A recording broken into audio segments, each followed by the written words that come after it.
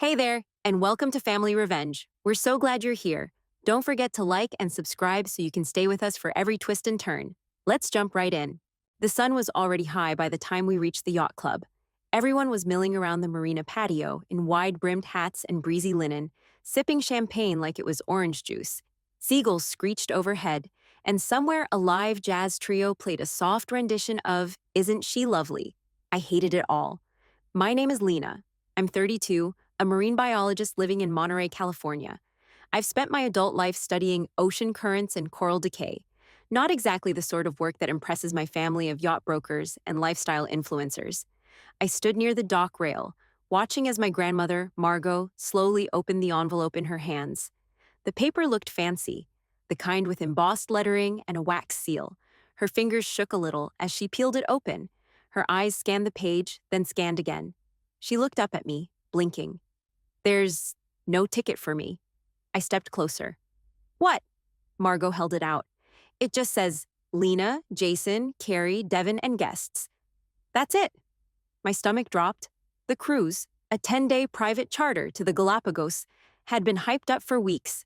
A family bonding escape, my dad had called it. We were all supposed to go, all of us. A shadow fell over us, and I turned to see my dad, Kenneth, approaching. He was already dressed like a man halfway to the equator. Blue pastel shirt, aviators, and leather sandals. Hey, Mom, he said lightly, like nothing was wrong. You look great. Margot smiled faintly. Kenny, the invitation. Oh. He glanced down, then waved a dismissive hand. Yeah, there was some weird booking issue. Technical mix-up with the travel concierge. You know how these things are. I narrowed my eyes. So she's not going? It's being handled, he said too quickly. But we really have to board soon. They need to finalize manifests. And with that, he turned and walked off, merging into the crowd of family members heading toward the ship. Margot stood there, still holding the envelope. Her sun hat slipped slightly, and she didn't bother to fix it. I must have misunderstood, she murmured. No, I said. You didn't. One by one, the others boarded. My aunt with her designer luggage, my cousins taking selfies on the gangway, all of them pretending not to notice the 80-year-old woman left standing alone on the dock. The yacht crew pulled the rope ladder up behind them. Margot turned to me. You should go, sweetheart. Don't miss your trip on my account. I shook my head. I'm not leaving you here. We didn't wait around. I grabbed her overnight bag and flagged down the first cab I saw. She climbed in slowly, still dazed. As we pulled away from the marina, I looked back once at the yacht. The champagne flutes, the white dresses, the designer smiles. They didn't even wave goodbye. That was the moment I stopped making excuses for them and started making plans. The morning after the yacht left without us, the ocean felt unusually quiet. No chattering brunch crowd, no clinking glassware, no flashbulbs. Just the steady hush of waves and the soft creak of wood siding on Margot's weathered little cottage overlooking the coast. I was kneeling in her herb garden, tugging out crabgrass and checking for signs of caterpillars on the basil. The rosemary had gone a little wild in her absence. I trimmed it back gently, the scent clinging to my fingers. Inside, I could hear the faint click of the old gas kettle coming to a boil. Margot was moving slowly. I didn't blame her. We hadn't talked much since the cab ride. I think she was still in shock, not just from being excluded, but from the way it was done. So publicly, so surgically.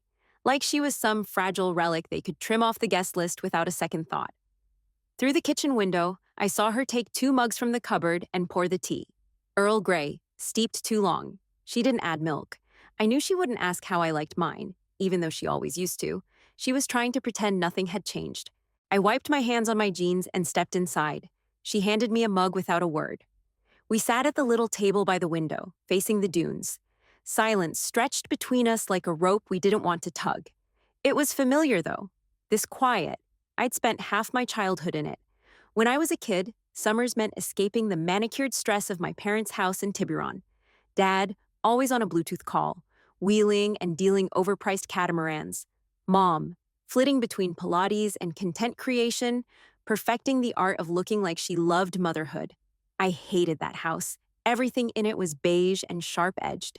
But here, Margot's cottage was full of color and softness, lavender drying over the sink, driftwood on the windowsill, a chalkboard with half-finished grocery lists and shell sketches I'd drawn years ago, still clinging to the corner. You never fixed that tide clock, I said finally, nodding to the one above the door. Margot gave a weak smile. Didn't have my assistant. We used to take it apart every summer.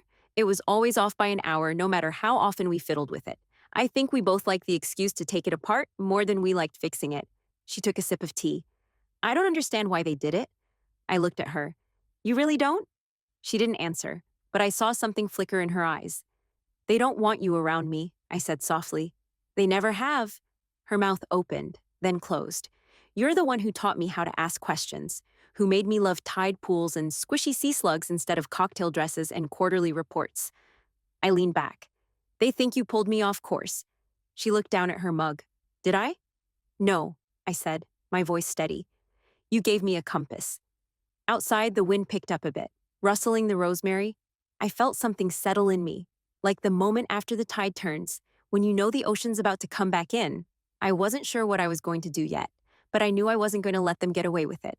The thing about my family is that they don't do guilt. They do charm, forced smiles, overdone enthusiasm, vague apologies that don't actually admit to anything. That's what greeted us 3 days after the yacht incident, on a sunny Sunday at Margot's cottage, no less.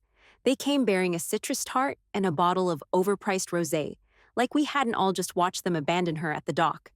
We've missed you, my Aunt Cecilia gushed, as she leaned in with a kiss that barely grazed Margot's cheek. Her perfume hit me like a migraine.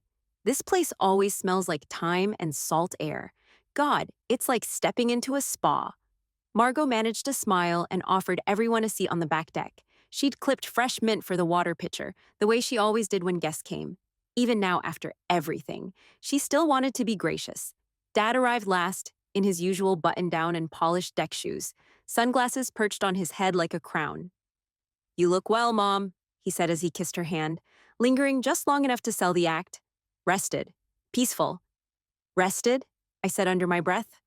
Lena, he warned lightly, but with that tight jaw twitch that meant, don't start. The cousins were there too. Jason and Carrie, both glued to their phones, thumbs moving a mile a minute. Carrie was already in her swimsuit, like she expected to be invited to tan by the dunes afterward. We sat around the driftwood table, the sunlight catching on the glass pitcher. Margot poured drinks for everyone. No one mentioned the cruise. Not yet. It was Dad who finally steered the conversation.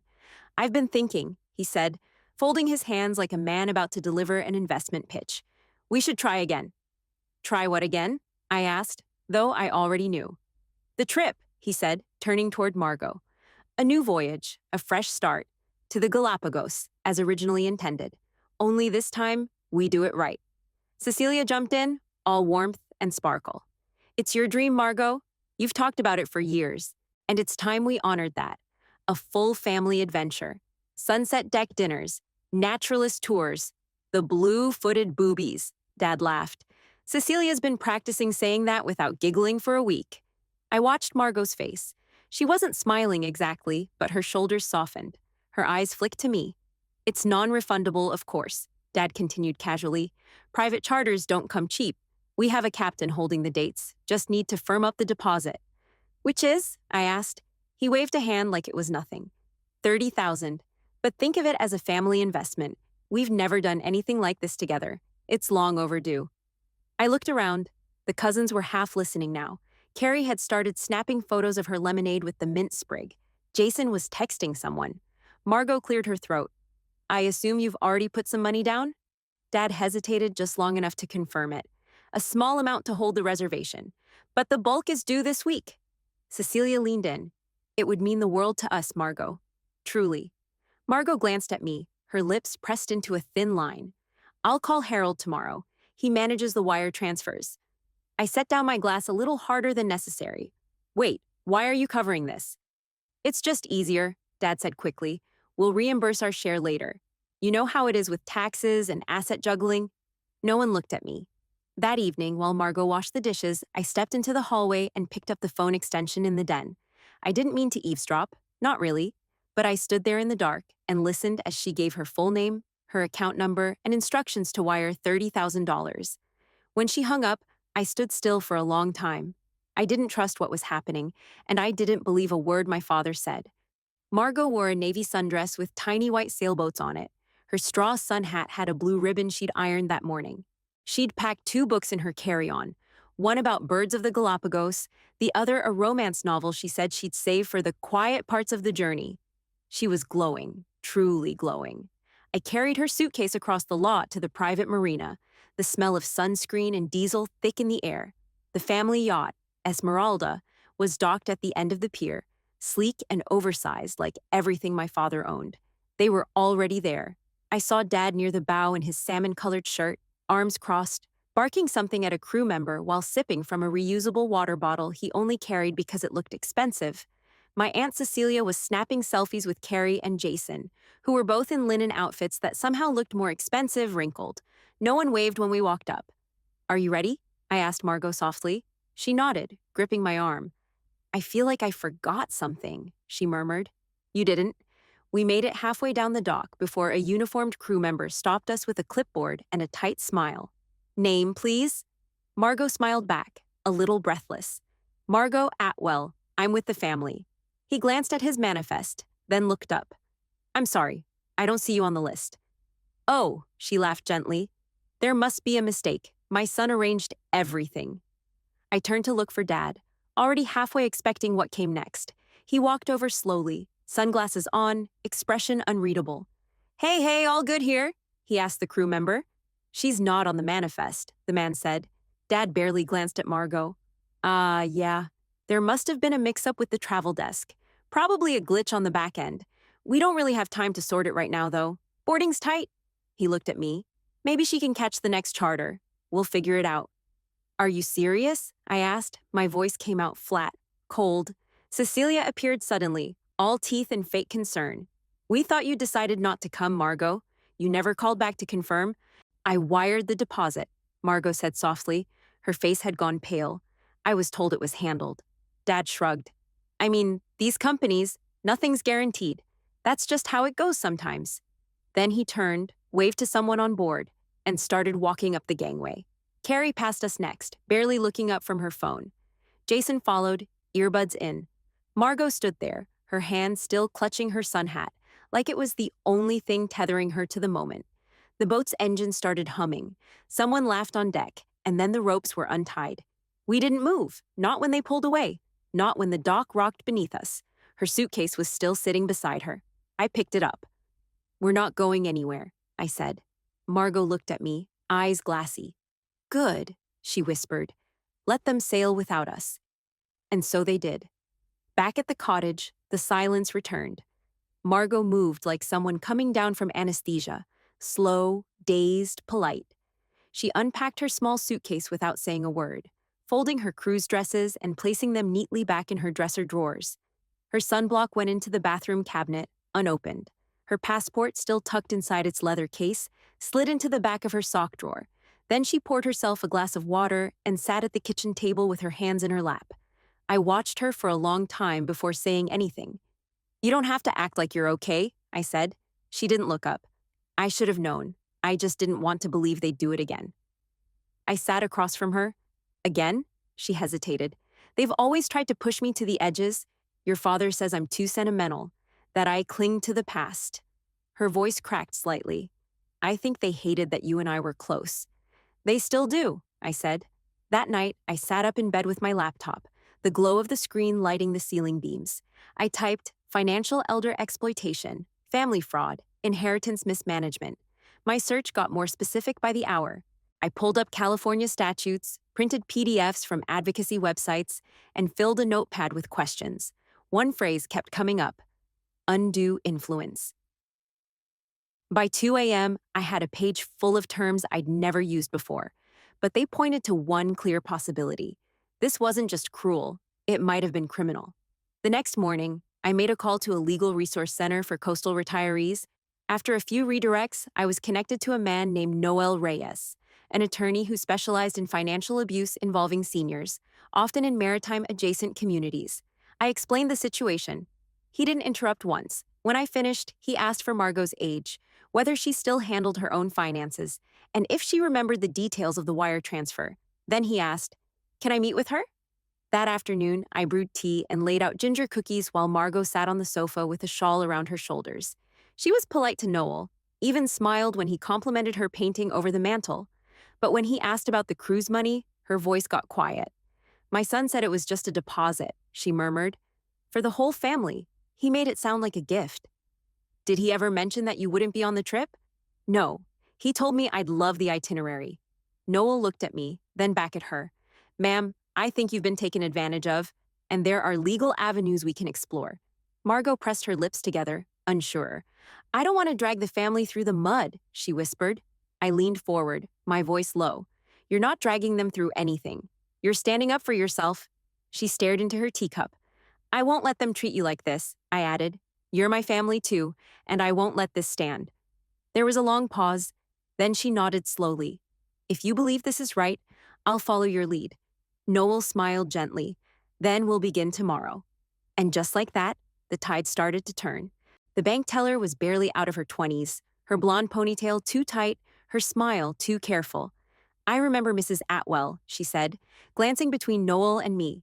She came in the day after the brunch, told us she needed to wire funds for a family travel investment. Did she seem confused? Noel asked. No, the teller said. She was sharp, had all the numbers written down. It was going to an account under Atwell Marine Holdings, LLC. I felt a hot twist in my chest. That's my father's business, I said. The teller blinked. Then, yes, that's where it went.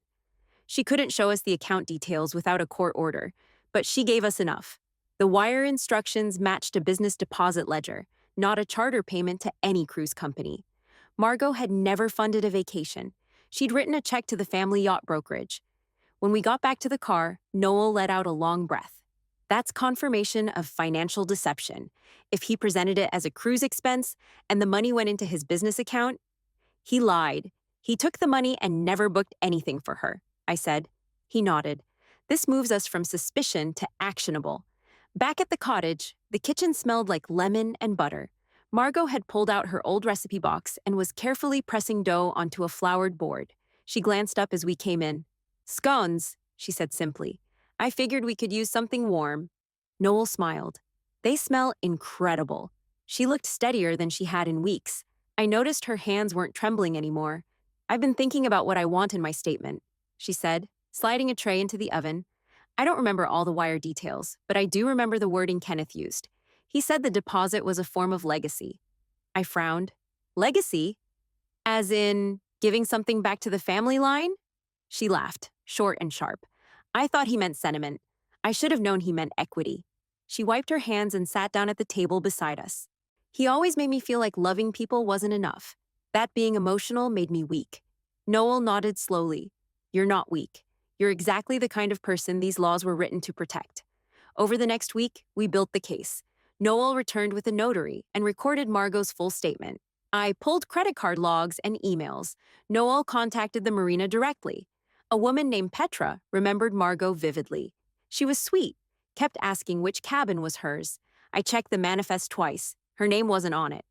Noel asked if anyone said why. Petra hesitated, then replied, one of the staff said the older lady wasn't medically suited for long voyages. I remember thinking she looked more energetic than the rest of them. Noel added the quote to the affidavit. That's discriminatory misrepresentation, possibly used to deflect liability. Each night, Margot baked or painted. Her lemon scones became crispier, her handwriting steadier, her questions sharper. By the end of the month, the dossier was nearly 3 inches thick. Are you sure you're ready for this? Noel asked one morning as he prepared the final document. Margot folded her arms. I gave them $30,000 and 60 years of love. I think they can handle a little paperwork. Noel smiled. Then we file. He submitted the complaint to the state's Elder Financial Abuse Office and initiated a temporary inheritance freeze, pending investigation and potential restitution. Margot stood by the window, holding her tea. They're going to be furious, she said. I joined her at the window, watching the gulls circle the shoreline. Let them be, I said. We've got something stronger than their approval now. Justice? She asked. I shook my head. A paper trail. The Esmeralda slid into the marina with all the subtlety of a peacock on parade. Its glossy hull gleamed under the late afternoon sun, and from the upper deck came the sound of laughter and clinking glasses. My father stood at the bow like a man returning from war, bronze and proud, flanked by my aunt and cousins in breezy island wear. They looked relaxed, drunk on rosé and self-importance. Noel stood beside me at the edge of the dock, folder in hand, dark suit pressed, expression neutral. He had warned me this part would be loud. "Ready?" he asked. "More than." As the gangway lowered, the passengers began their disembarkation, some with matching bags, others with camera straps still around their necks. I spotted Carrie scrolling her phone mid-step, Jason laughing at something his friend said. Then Dad emerged, holding my mother's sun hat like a trophy. He looked down and froze. I stepped forward. "Welcome home," I said. Cecilia approached first, adjusting her sunglasses. "Lena, what on earth are you—" Noel stepped forward. "Kenneth Atwell?" My father blinked. "Yes." "I'm Noel Reyes, legal counsel for Margot Atwell. You're being served with notice of a civil investigation into potential elder financial abuse, fraudulent misappropriation of funds, and inheritance mismanagement." He offered the thick envelope. My father stared at it like it was radioactive. Cecilia gasped. "Are you joking?" "Not at all," Noel replied. "This includes a demand for restitution in the amount of $30,000, plus notice of an active freeze on Margot Atwell's estate." Jason finally looked up from his phone. "Wait, what the hell is this?" Dad's jaw clenched. "This is insane. What is this, some kind of stunt?" I crossed my arms. "She wired you the money. You used it for your business. Then you told the crew she was too frail to board. That's not a mistake. It's theft." "She was confused," he snapped. She offered. She wanted to help. "Funny how that help never came with a seat on the boat," I said. Carrie scoffed. "You're blowing this way out of proportion." Noel remained calm. "We have documentation. Account transfers, eyewitness statements. Your defense will be handled in court." Cecilia reached for the envelope. "There must be a misunderstanding. Margot would never." "She did," I cut in. "She finally decided to stop being your doormat, and I'm here to make sure it sticks." My father stepped toward me, voice low. "This is your doing." "Of course it is," I said. "You turned her love into a transaction. Now we're returning the receipt." A hush fell over the dock. Other yacht crews paused their tasks, watching from behind dark sunglasses. One of the Esmeralda's staff stepped aside politely, as if already choosing a side. Dad's hands curled at his sides, the folders still unopened in them. "This will destroy the family," he said. "No," I said. "You already did that. This just puts it on paper." I turned and walked back toward the Marina office with Noel beside me. We didn't look back. That night, I returned to the cottage and sat beside Margot in her little sunroom, the lights dim, her knitting basket by her feet. "They said it was going to destroy the family," I told her. She smiled faintly, never looking up from her tea. "Sweetheart, if it broke that easily, it was never whole to begin with." We sat in the quiet a long time. Outside, the tide was coming in. The hearing didn't last long. Kenneth never showed up, neither did Cecilia. Their attorney called in from a yacht brokerage office and offered no formal defense, just a limp suggestion that family disagreements don't always merit legal escalation. The judge disagreed. Within 30 minutes, the ruling was finalized. Full restitution of the $30,000 to Margot Atwell, effective immediately. In addition, Kenneth and Cecilia were permanently removed from any rights to Margot's estate. Power of attorney was granted to me. The judge called it a textbook case of financial coercion masquerading as kinship. Margot didn't speak the entire time. She sat beside me in her tailored navy cardigan, hands clasped around a soft gray purse. When the gavel came down, she let out the quietest breath I'd ever heard, and then straightened her back like something inside her spine had finally unlocked. On the ride home, she asked if we could stop for watercolor paper. "I want to paint the coast," she said. "The real one, not the brochure version." 2 weeks later, a new rhythm took hold. Mornings in the garden, afternoons on the porch with sketchbooks and sugar cookies. In the evenings, Margot would pull out her brush pens and try her hand at seabirds, terns, herons, one confused-looking pelican. Her lines were delicate but confident, just like her. She signed her first finished painting in the lower right corner, The Forgotten Dock. We hung it in the kitchen. When a neighbor stopped by for tea and saw it, she asked if it was for sale. Margot smiled. "Depends. Do you like your art with a little salt water in it?" By the end of the month, she'd sold 3. She used the money to buy herself a telescope and a new sun hat.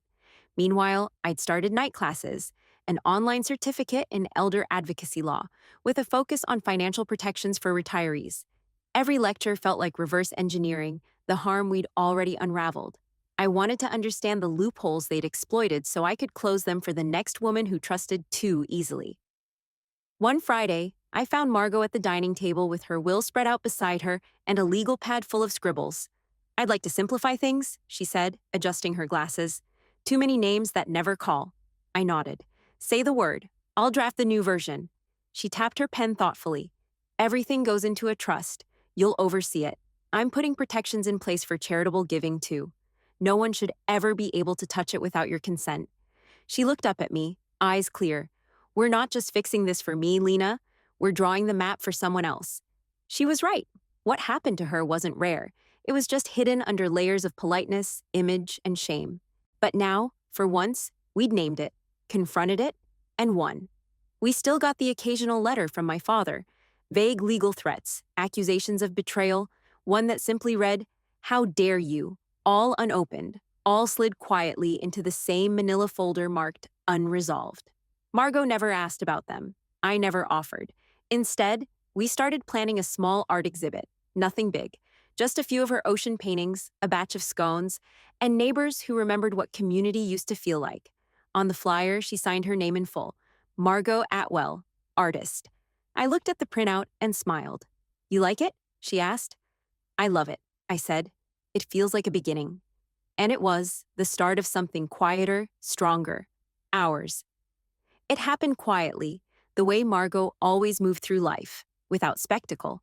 I found her one morning curled on her side, wrapped in her favorite woven throw, a cup of chamomile still warm on the table beside her. The sun had just crept into the room, lighting up the window glass with gold. Her watercolor sketchbook sat open on her lap. The last thing she drew was a pair of sandpipers along the tide line, legs impossibly thin, mid-step. I traced my finger along the page and whispered, "Goodbye, Grandma." We buried her a week later. No yachts, no speeches, no hollow toasts.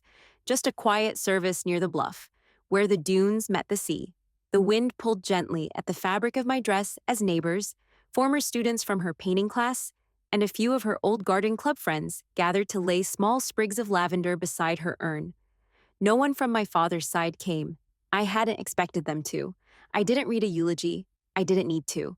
Her life was already written in the soil of her garden, in the sketchbooks piled high in the den, in every seabird etched in brushstroke, and every tea-stained note she left taped to the fridge. That afternoon, after everyone left, I walked the stretch of beach behind the cottage and planted sea daisies along the dune trail. Margot used to call them the stubborn bloomers, fragile-looking but built to survive salt, sun, and shifting sand. They don't need perfect conditions, she once told me, just enough space to breathe and the promise that the sea won't swallow them whole. Back at the cottage, I sat on the porch with a mug of mint tea and a cardigan that still smelled like her garden. The house was quieter now, but not hollow. Her spirit lingered in the wind chimes on the back deck, in the paint-splattered apron still hanging behind the door, in the drawer of the kitchen marked unanswered. Inside that drawer sat a neat stack of letters, most of them from my father and Cecilia, some handwritten, others typed and overly formal. A few were probably apologies, though I never opened them. I didn't need to. They all went into the same pile. I had already said everything that needed to be said when I stood on that dock and handed them the envelope. Grief didn't come for me in waves. It came in small drifts, folding a dish towel she used to love, watering her chamomile, catching myself setting the table for two instead of one. But along with the grief came something else. Clarity. The trust Margot established ensured her wishes would never be overturned. Her final will named two beneficiaries, a marine conservation foundation and a legal aid clinic for elderly clients, now bearing her name.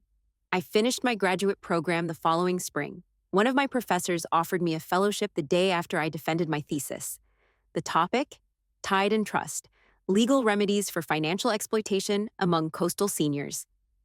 I took the offer. Now, each morning, I walk the shoreline before logging into my cases, collecting shells and driftwood like we used to. I write notes in the margins of my legal pads, quotes Margot would have liked, watercolor ideas, tide levels. And every now and then, I whisper to the wind, "You didn't just teach me to love the sea, Grandma. You taught me how to stand."